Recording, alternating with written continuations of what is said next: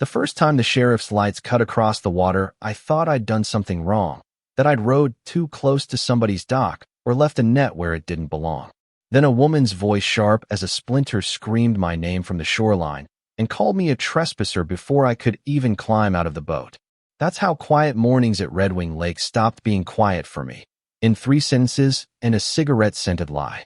My name's Ethan Cole. I bought the cabin thinking I wanted silence, a place to breathe after the hard part, after the funeral and the paperwork and the way grief makes everything feel half-sized.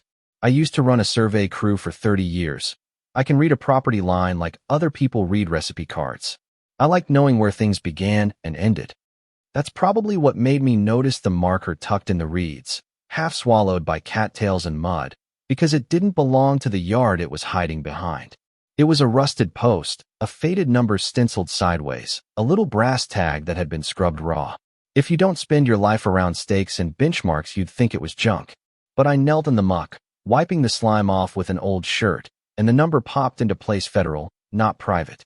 I took a picture with my phone and felt something like a cold knock at the base of my skull. This was the kind of thing you don't ignore. Around Red Wing, Margot Vale had run the Homeowners Association for as long as anyone could remember. Immaculate sweaters, perfectly arranged outrage, a smile that said you were about to be punished for something you didn't know you'd done. She'd organized neighborhood bake sales and driveway paint audits, but she'd also quietly collected fees, dock maintenance, lake access, small amounts piled into a bigger habit, and people didn't ask too many questions because someone had to host the 4th of July, and Margot was good at lists. I started the way anybody who's kept an old toolbox starts: small, methodical. I pulled county records, property plats, easements. I marked overlays on a map until the lines made a shape that didn't fit the story everyone told. There was a transfer form from the 80s from a Clearwater Holdings corporate ghost for $1, a swath of land described in legalese that didn't match the shoreline, and an old Coast Guard log that mentioned a navigational aid on the west bank that had, years ago, been moved. Somebody had shifted things around, literally and figuratively. When I walked into the HOA meeting with a printed map and a handful of photos, people smiled politely, because that's what neighbors in small towns do. Margot stood at the podium like she owned the room. "Ethan," she said, "the kind of greeting that keeps you small. We appreciate your enthusiasm, but there's process here." I laid the photos on the table. Close-ups of the brass tag, the serial number, the map with red lines where public easement should have been. You could see the moment the room tilted, curiosity replacing the polite blur. "You know what this looks like?" Margot asked, then laughed, not nicely. "A wandering old marker. I mean, we're by a lake. Things wash up. How dramatic do you want to be?" I wanted to be quieter. Does the truth always have to be loud? But I couldn't let it go. "That marker marks a federal aid to navigation," I told her. My voice was calmer than I felt. "It shouldn't be under anyone's property. It marks public waterway. People have been charged to fish near it." A woman at the back raised a hand, voice shaking. "They made us pay for a dock pass to fish the North Cove," she said. "I thought it was city fees." I remember Margot's face for a second, the moment her practiced smile went like glass under heat. She blinked, then said, "We've only ever tried to protect property values." What followed wasn't a neat courtroom drama. It was smaller and meaner. Margot hired a lawyer and put up posters about outsiders stirring trouble. She called the board into closed sessions and floated stories about me, an ex-surveyor with nothing better to do. I started getting messages on my phone. "Stop asking questions. Keep your head down." One that made my hands go cold said, "Without punctuation, you'll regret it." Threats in small towns have a different weight to them. They're meant to bruise more than break. Still, nights after that, headlights outside the cabin shook the curtains. An old pickup idled near my mailbox one evening, and when I stepped outside, the driver lowered the window and lit a cigarette, as if an anonymous silhouette would be enough to say they'd been there. I recorded the plate and the cigarette light, and I put the files in a folder titled Safety. Then Margot did something reckless. She set a bonfire in her backyard, the kind of party where people roast marshmallows and take selfies, and someone dragged boxes out back. The boxes were marked in Margot's careful hand, HOA records. I drove by that night and parked under a maple, my phone balanced on the steering wheel like a witness. She tossed in papers, laughed, And for the first time I saw someone who believed the law was a suggestion. I didn't go after the woman like some cowboy, theatrically riding into town. I had evidence, and evidence is what keeps messy men with mean words from getting too comfortable.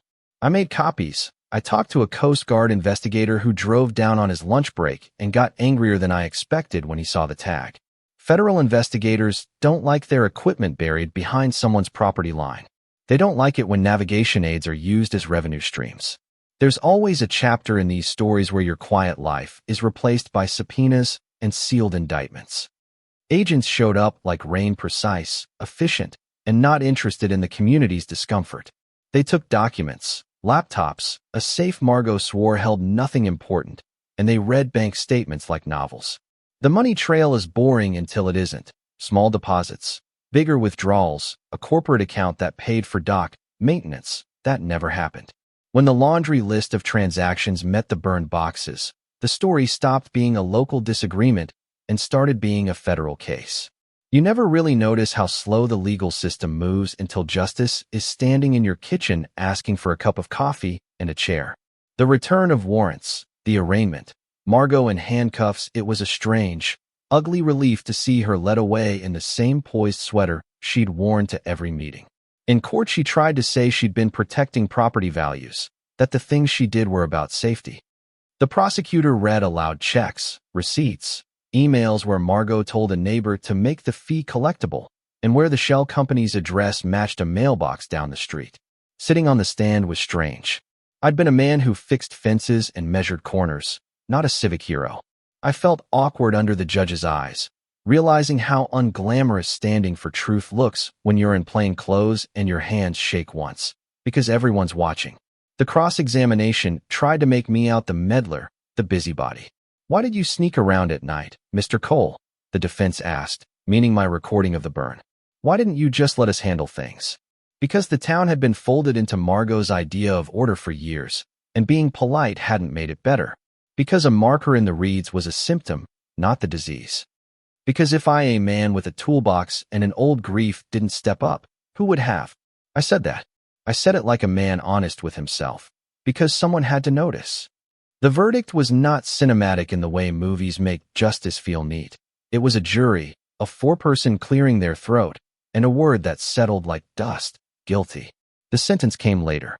Restitution was ordered, some funds returned, the easement documents corrected on public record. The dock in the North Cove reopened. They took down the signage that had called a public waterline private property. And yet it didn't end clean. Margot's followers believed she'd been persecuted, and part of the town still thinks I stirred trouble where there was none. Some nights people shout from boats. Some neighbors won't meet my eye. The cabin is quieter now, in a different way. The lake is different not because the water changed, but because what belonged in public got returned to the public. What stayed with me, through all of it, wasn't the courtroom or the headlines. It was knowing I had to live with how I did it. I'd been angry. Anger is a good engine, but it can run out of gas if you don't steer. I made choices I couldn't take back. I recorded people in a moment of fire, and I used those recordings to stop someone from stealing an entire shoreline from the rest of us. People call that courage or meddling, depending on what side of the dock you prefer. If there's a moral here, it isn't that the law always wins or that community is a perfect thing. It's that silence has a cost. There are neighbors who benefited from the status quo because it made their lives easier: a private cove, a quiet lake, and there are people like me who find that easier living smells a lot like theft when you look closely. The law can fix the transfer of a deed, return a marker to its rightful place, and make a chair at the town meeting available to someone who was pushed out, but the harder work, the part that keeps you up at night, is fixing trust. On summer evenings, you can walk down the public pier and see people cast lines into water that used to be behind a gate. I want to ask you, where would you draw the line between keeping the peace and calling out what's wrong? Was it right to burn those records when it would have kept people comfortable? Was I the kind of neighbor this town needed, or the kind it feared? Drop a comment below with what you'd do. Share a time you stood up or stayed silent. Tell me which side of this story makes you uncomfortable, because conversations like that, messy and loud and human, are the only place we can begin to reckon with what justice actually looks like.